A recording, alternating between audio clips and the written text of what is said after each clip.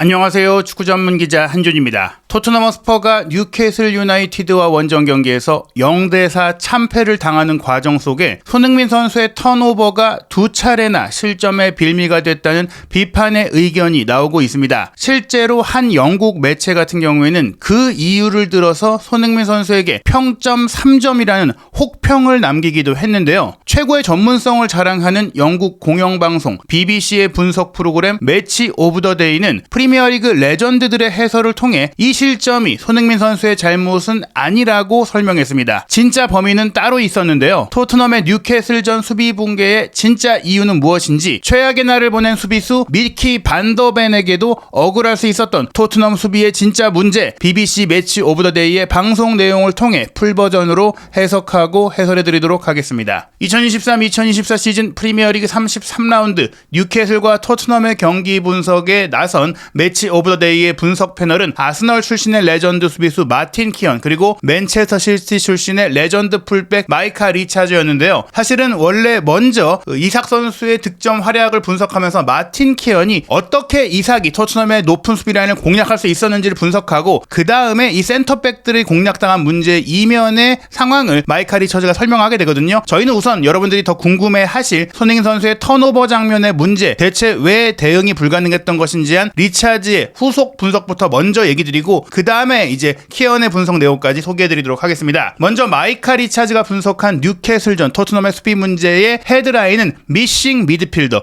미드필드가 사라졌다는 거예요. 이날 경기 벤탄쿠르와 비수마의 조합이 굉장히 불안정했던 이유가 바로 수비 커버 상황 때문입니다. 리차즈가 설명한 이 장면을 보시면 벤탄쿠르가 공을 몰고 공격에 전진하고 있어요. 공격에 가담하고 있는 상황에서 더 아래쪽에 있던 비수마가 함께 따라 올라갑니다. 벤탄쿠르와 비수마가 나란히 상대 페널티 에리어 앞까지 올라와 있고, 손흥민 선수가 최전방에 베르너 존슨 등이 매디슨과 함께 이제 공격 문전 지역을 타격하려고 했는데요. 이렇게 올라온 것 자체는 괜찮다고 리차즈가 얘기합니다. 우리는 토트넘이 어떤 플레이를 원하는지 알기 때문에 라인을 높이고 그곳에서 높이 올라왔지만 빠르게 다시 공을 되찾아오는 것이기 때문에 이렇게 과감하게 올라갔다고 하더라도 공격이 실패했을 때 거기서 다시 압박하기 위해 많은 숫자를 전방에 뒀다는 것, 실질적으로 두 명의 중앙 미드필더, 수비형 미드필더 역할을 해야 되는 선수까지도 공미 위치에 와 있지만 거기서 수비를 하면 문제가 없다는 거예요. 하지만 이 장면을 보시면 높이 올라갔을 때 공으로 다가가서 공을 빼앗겼을 때는 상대의 공격을 저지했어야 하거든요. 여기서 손흥민 선수가 페널티 에리어 안쪽에서 공을 이제 소유하다가 패스를 주려고 뒤로 빼냈는데 그쪽으로 일단 공간에 아무런 선수가 들어오지 않았어요. 조밀한 공간 속에 손흥민 선수 앞쪽으로 많은 토트넘의 공격수들이 전진해 있을 때 여기에 주기가 어렵다 보니까 줬다가 잘릴 수 있으니까 뒤로 돌아서 백패스를 하려고 했는데 이 백패스를 받기 위한 움직임을 벤탄쿠르와 비스마가 다 가져가지 않았습니다. 이 선수들 사이에 공간이 많이 있었기 때문에 브루노 기마랑이스가 이 공을 따내게 되는데요. 따냈을 때 일단 손흥민 선수의 패스를 받지 못할 것까지는 그렇다고 쳐요. 공격으로 올라왔다가 그 뒷공간에 대한 우려가 있으니까 머물러 있을 수 있다고 치더라도 브루노 기마랑이스가 이 공을 탈취했을 때는 지금 보시는 대로 벤탄쿠르와 비수마 중에 특히 더 가까이에 있었던 비수마가 브루노 기마랑이스에게 다가가서 압박을 해줬다면 패스를 방출하지 못하게 역습을 제어할 수 있었고, 여기서 다시 공을 빼앗아서 공격을 할 수도 있었습니다. 그러나 그런 일이 벌어지지 않았습니다라고 리차즈가 이야기하면서 비수마가 그냥 멀뚱히 보고만 있었기 때문에 브루노 기마랑이스가 편안하게 이 공을 소유하고 오른쪽 후방 지역으로 침투해주는 앤서니 고든에게 롱패스를 연결한 거예요. 턴오버가 발생했을 때 중원에 바다처럼 광활하게 펼쳐져 있는 공간이 있다는 걸 보시라고 리차즈가 얘기를 하는데요. 제가 이 표시한 이 주황색 원 부분입니다. 로메로가 뒤에서 따라 내려오고 있고, 우도기가 이제 앤서니 고든을 막는 과정에서도 대인 방어 상황에서 우도기가 먼저 공을 빼앗았다가 다시 빼앗기는 상황, 여기서 우도기의 실수도 있기는 했지만 비수마가 지금 보시면은 1차적으로 앞에서 브루노 기마랑이스의 패스를 차단하지 않았잖아요. 그러면 빨리 뒤로 내려왔어야 돼요. 앞에 올라가서 자르겠다는 결정을 하지 않았다면 뒤로 내려와서 커버를 해주고 수비형 미드필드 자리에 내려가서 센터백을 지원하는, 상대의 역습을 차단하는 데 있어서, 저지하는 데 있어서 관여를 해줘야 되는데 멀뚱멀뚱 내일 아니라는 듯이 천천히 보고 걸어 내려오고 있습니다. 이 주황색 지역을 빠르게 따라 내려와야 여기서 차단하지 못한다고 하더라도 문전 위험 지역으로 들어갈 때 때는 빨리 본인도 수비에 가담할 수 있는 거거든요. 그런데 이후 장면을 보시면 비수마가 지금 이제 매치 오브 더 데이에서 표시한 저 X자 표시까지 내려와 준다면, 빠르게 이동해 줬다면 고든을 함께 커버할 수 있고 우도기 곁에서 수비를 할 수 있었고, 이 상황에서 로메로도 다른 바깥쪽으로 들어가는 이삭을 막기 위해 움직일 수가 있었어요. 그런데 여기서 비수마가 내려와 주지 않다 보니까 로메로가 고든을 막기 위해 움직일 수밖에 없었고, 그렇기 때문에 이삭이 뒤로 돌아가는 움직임을 막을 수가 없었던 겁니다. 만약에 비수마가 저 X자로 내려왔다면 로메로가 말씀드린 대로 지연하는 플레이, 이삭을 막고 고든이 패스를 줄 곳을 좀 어렵게 만들 수가 있었는데, 여기서 따라와 주지 않으니까 고든을 막기 위해 올라갈 필요가 있잖아요. 그래서 고든 쪽으로 다가가다 보니까 뒷공간이 생기고 이삭에게 편안하게 스루 패스가 들어가는 겁니다. 왜냐, 사실은 로메로가 올라갈 수밖에 없는 게, 반더벤이 여기서 고든 쪽으로 가기에는 그 뒷공간에 아무도 없잖아요. 반더벤이 오히려 로메로가 지연하듯이 뒤로 빠져야 되는 움직임을 본인이 가져간 거예요. 그렇게 해서 따라 내려갔죠. 로메로는 고든을 압박하기 위해 올라갔고, 반더벤이 뒤로 따라 내려가면서 이삭을 막으려고 했는데, 이삭과 반더벤이 1대1 상황이 됐을 때 이삭이 반더벤을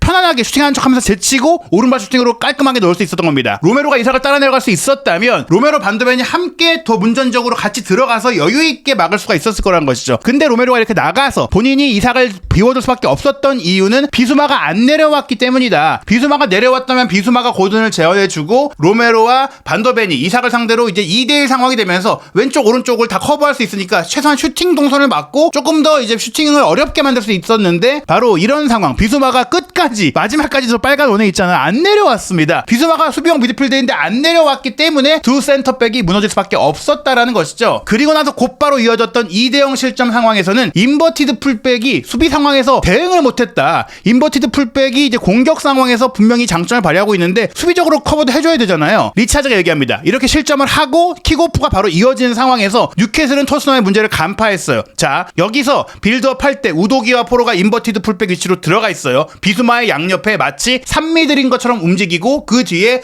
두 명의 센터백 반더벤과 로메로가 있습니다. 공을 뒤로 돌리면서 빌드업을 진행하게 되는데, 고든 선수가 정말 강하게 반더벤을 향해 압박을 달려듭니다. 그 압박이 굉장히 좋기도 했어요. 그러자 반더벤이 일단 비카리오에게 공을 뺍니다. 그 다음에 비카리오가 공을 잡았을 때 고든이 비카리오까지도 계속 압박을 해요. 여기서 그러면은 비카리오는 누구에게 패스를 했어야 되느냐? 지금 보시면 우도기와 포그로가 그대로 인버티드 풀백 위치에 들어와 있고, 그러다 보니까 상대 두 명의 중앙 미드필더에게 대인 방어를 당하고 있어요. 즉 현재 시점에서 비카리오가 우도기나 포로에게 패스를 했다가는 잘릴 가능성이 있고, 그렇다면 근거리에 있는 반더벤이나 로메로에게 패스를 해야 되는데 고든이 이미 반더벤으로 갈 수 있는 패스 동선을 차단한 상태죠. 그러면은 로메로에게 패스를 할 수 있는데, 로메로도 그 뒤에 보시면은 하비반스의 압박을 받을 수 있는 위치에 있습니다. 여기서 압박당하면 바로 슈팅을 내줄 수밖에 없기 때문에 비카리오는 넓게 오른쪽 뒷공간으로 패스를 할 수밖에 없어요. 만약에 여기서 우도기와 포로 선수가 인버티드 풀백 위치에서 다시 본연의 풀백 위치로 갔다면 사이드로 빼서 거기서 다시 올라갈 수가 있었는데, 이 선수들이 그대로 인버티드 풀백 위치를 고수하고 있다 보니까 비카리오가 줄 수 있는 위치는 바로 오른쪽 전방에 존슨 쪽밖에 없었던 것입니다. 리차즈가 얘기합니다. 여기서 우도기와 포로의 위치를 보세요. 우리는 둘이 어떤 플레이를 선호하는지 알고 있습니다. 안쪽으로 들어와서 인버티드 풀백으로 8번이나 10번 미드필더 역할을 합니다. 그러나 이건 공격 때 그렇게 한다는 것이고, 지금은 공이 완전히 수비라인 뒤로 내려왔고 두 센터백이 자리를 잘 못 잡고 있는 상황, 압박을 당하고 있는 상황이니까 풀백이 안쪽으로 들어가 있으면 안 된다. 패스 코스가 안 열린다는 거예요. 비카리오의 옵션이 로메로와 존슨밖에 없었고, 이 상황에서 뉴캐슬은 그렇게 만들어 놓고 로메로도 압박하고 존슨도 압박을 한 겁니다. 지금 보시면은 비카리오의 패스가 존슨에게 가죠. 존슨은 이 공을 받기 위해 열심히 따라 내려와야 했어요. 즉 불안정한 자세 속에 공을 받으려고 하다 보니까 따라 내려오면서 공을 받으려고 하는 존슨보다 막기 위해 올라가면서 바라보면서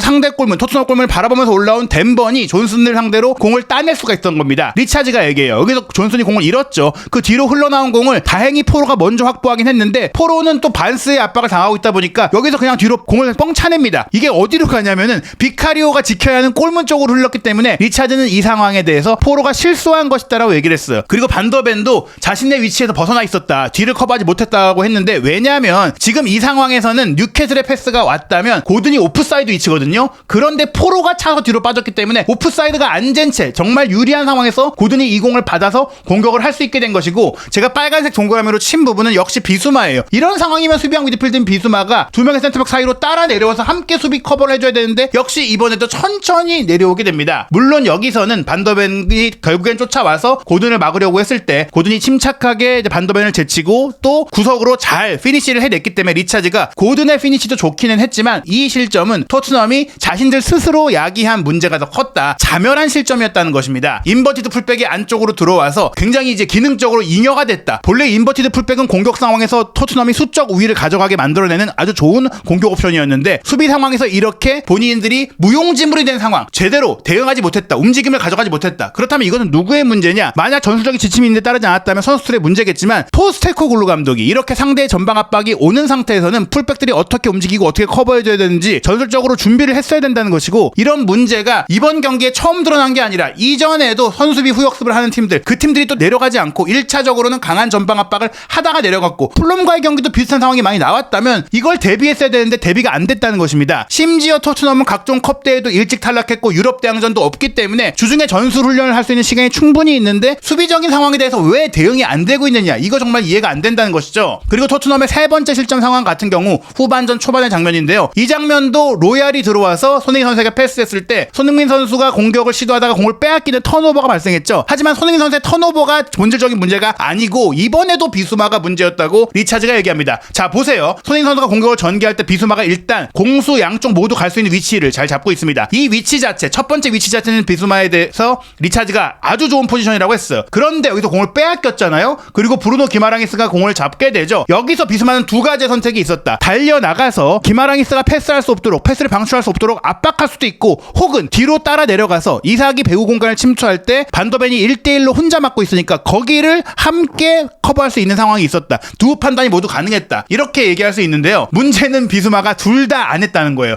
올라가서 패스를 자르지도 않고 따라 내려가서 반더벤을 돕지도 않았다는 거예요. 리차드는 이렇게 얘기합니다. 저는 비수마가 빠르게 내려왔다면 반더벤이 이삭의 뒤쪽으로 더 빨리 파고들어서 막을 수 있었다고 확신합니다. 왜냐하면 지금은 혼자 막다 보니까 뒷공간을 먼저 파고들어서 태클하다가 접어서 현재골 실점 상황처럼 따돌려지면서 본인이 미끄러질 수가 있잖아요. 그래서 이번에는 서서히 지연하듯이 1대1로 붙으면서 근거리로 가다가 속도를 내지 못했고 이삭이 그 속도를 살려서 1대1 상황을 맞으면서 마무리한 거죠. 만약에 비수마가 따라 내려와서 이삭을 견제해줬다면 반더벤이 이삭의 앞쪽으로 더 빨리 침투해가지고 선수가 들어올 때 여기 두 명을 막을 수 있다, 두 코스를 막을 수 있다라는 것인데 그게 안 됐기 때문이라는 거예요. 결국에는 비수마가 안 내려왔기 때문에 이 문제가 생겼다는 겁니다. 그리고 이제 네 번째 골을 먹은 상황인데 코너킥에서 쿠루세스키가 파비안 샤르 선수를 막지 못한 것은 그냥 수비를 잘 못했기 때문이라고 얘기를 해요. 토트넘이 좋은 플레이를 추구하지만 이런 수비적인 실수들이 경기에 치명적인 손상을 야기한다. 세트피스에서 토트넘이 약하다는 것도 잘 알려져 있고 뉴캐슬은 또 세트피스에 강하다는 것이 이미 알려져 있는데 이 장면도 포스테코글루 감독이 결국에는 예견된 문제를 예방하지 못했다, 알고도 당했다, 문제를 고치지 않고 있다라는 지적이 나온 겁니다. 즉 이 경기 실점의 원인을 살펴보자면 손흥민 선수의 턴오버를 충분히 커버할 수 있었던 비수마의 수비형 미드필더로서의 움직임, 이게 더 큰 문제였고, 그리고 이 문제의 근본적인 부분은 이러한 수비적인 문제와 움직임에 대한 조정과 교정을 포스테코글루 감독이 하지 못한 것, 결국에는 가장 큰 책임이 포스테코글루 감독에게 있다라는 것인데요. 앞서 말씀드린 대로 이삭 선수의 활약 과정이 나왔을 때 마틴 키언, 아스널의 레전드 수비수 출신인 이 해설위원의 설명을 보면 포스테코글루 감독의 전술이 더 큰 문제다라는 얘기를 볼 수가 있습니다. 오늘 경기처럼 1대1 상황이 많이 나온 경기를 올 시즌 내내 보지 못했다고 하면서 토트넘이 뒤를 그냥 열어뒀다라고 지적하게 되는데요. 지금 보시면 경기 초반부터 이삭 선수가 뒤를 도사리고 있고 이삭이 배후 침투를 노리는 패턴이 굉장히 많이 나왔어요. 로메로와 반더벤이 이삭을 커버하는 움직임을 가져가고 나머지는 모두 토트넘 선수들은 상대 공격 지역까지 올라가 있죠. 그런데 키현이 말하듯이 이삭은 충분히 빠른 선수예요. 반스, 이삭, 고든이 다 빨라요. 빠른 3톱을 두고 있는데 특히 이삭 같은 경우에 움직임이 좋았다. 깊이 아래로 내려갔다가 또 앞으로 파고드는 플레이를 이날 자주 했다. 수비를 끌어당기고 그 뒷공간으로 롱패스로 오면은 확 달려들어가는 이런 플레이로 골을 노린다는 신호를 일찌감치 알았다고 설명을 하게 되는데요. 첫 번째 보여드린 장면은 반더벤이 일단 다행히도 이삭보다 빠르게 침투하고 들어가서 공을 처리했어요. 그리고 이 장면 같은 경우 보시면은 두 명의 센터백 사이에 있는 이삭 선수가 뒤로 내려오면서 로메로를 끌어들이죠. 그 다음에 뒷공간을 만들어 놓고 이제 뛰어 들어가려고 하는 상황이 나왔습니다. 이런 움직임들을 계속 시도했기 때문에 마틴 키어는 경고 신호가 꾸준히 있었다라는 거예요. 이삭이 공간을 인지하고 공간을 만들면서 움직였다라는 겁니다. 이 장면 같은 경우 결국엔 패스가 조금 길게 빠지면서 연결되지 못했지만 분명히 포스테코글루 감독이 경기를 보면서 저거 위험하겠는데, 저거 대응해야겠는데, 그걸 경기 중에라도 선수들에게 지침을 내리고 선수들의 움직임과 라인을 조정할 수도 있었다라는 거예요. 이 장면 같은 경우 또 하나 위험한 장면이었는데요. 지금 보시면은 이삭 선수가 동그라미 친 그 부근에 아무의 마크도 안 받고 있죠. 왜냐? 지금 이제 로메로와 반더벤이 이삭의 침투에 대비해서 아예 내려가 있었어요. 다만 그럼에도 불구하고 이삭이 빠르기 때문에 지금 보시면은 왼쪽 측면에서 로빙 패스가 들어올 때 이삭이 뛰어 들어갈 수 있는 동선이 충분히 확보가 됐어요. 다만 말씀드린 대로 반더벤과 로메로도 이삭을 오프사이드 트랩에 빠뜨리기 위한 움직임을 가져갔고, 그런데 이삭도 그것을 깨기 위한 움직임을 가져가는 과정 속에 본인의 위치가 오프사이드라는 것을 확인하고는 그냥 안 뛰어들어갔거든요. 그런데 이렇게 뛰어들어갔다가 안 뛰어들어갔다가 교란을 주면서 결국엔 이게 상대를 방심하게 만드는 뭐 그런 부분들이 있었기 때문에 키어는 이것에 대해서 리틀 워닝, 작은 경고라고 했는데요. 결국은 말씀드린 이 장면, 로메로와 반더벤이 또 한번 공격 상황에서 올라가 있고, 특히 로메로가 토트넘의 공격 상황에서는 후방 빌드업의 기점 역할을 하다 보니까 조금 과감하게 올라갔어요. 토트넘이 계속해서 좋은 공격 기회를 조금은 만들던 와중이기 때문에 방심했을 수도 있고, 또 이삭이 결국에는 공이 빠져나왔을 때 반더벤에게 잘리는 상황도 나왔기 때문에 로메로가 이삭을 버려두고 그냥 올라갔습니다. 그런데 여기서 손흥민 선수의 턴오버가 발생했고, 비수마가 기마랑이스의 패스 연결을 압박하지 않았고, 그런 과정 속에 기마랑이스의 롱패스가 우측의 고든으로 이어졌다가 고든이 좌측 뒤로 빠져든 이삭에게 패스하면서 실점하게 된 그 장면에서 로메로가 전진했다가 뒤로 따라 내려오는 과정 속에 비수마도 안 내려오니까 이삭은 이 장면 내내 거의 프리하게 있었고 골을 넣을 수 있었던 것입니다. 후반전 세 번째 골 실점 상황, 역시 손흥민 선수의 턴오버 상황에서 나왔던 그 실점에서도 이삭이 반더벤의 뒤로 돌아 들어갈 때 이미 로메로는 높이 올라와 있기도 했고, 이삭이 또 경기 내내 압박도 잘하고 라인을 뒤로 계속해서 파고들 때 따라오지 못하는, 비수마가 따라 내려오지 않는 상황이 되다 보니까 반더벤은 이미 자신의 실책도 있었고 계속 실점을 하는 과정 속에 자신감도 떨어졌고, 그러면서 무너진 것이죠. 이날 이삭이 잘하기도 했지만 이삭이 잘할 수밖에 없게 토트넘은 어떠한 이삭의 침투 플레이에 대한 대비를 하지 않았다. 결국에는 비수마가 만약 포스테코글루 감독이 수비적인 위치를 지시했다면 그걸 이행하지 않은 잘못이 있을 것이고, 그리고 이 비수마의 플레이를 경기 내내 교정하지 못하고 수정하지 못한 것, 전반전에 저런 실점을 했는데 후반전에 똑같은 장면이 나왔다. 비수마가 또 안 내려갔다. 그것은 포스테코글루 감독이 애초에 비수마에게 어떤 전술적인 수비 지침을 내리지 않았고 준비하지 않았다는 것이라고 생각할 수밖에 없기 때문에 포스테코글루 감독이 플랜 A만 고집하는 거 공격적으로 그럴 수 있다고 생각을 해요. 그렇다면 수비적으로 상대의 역습에 대해 대비할 수 있는 준비를 더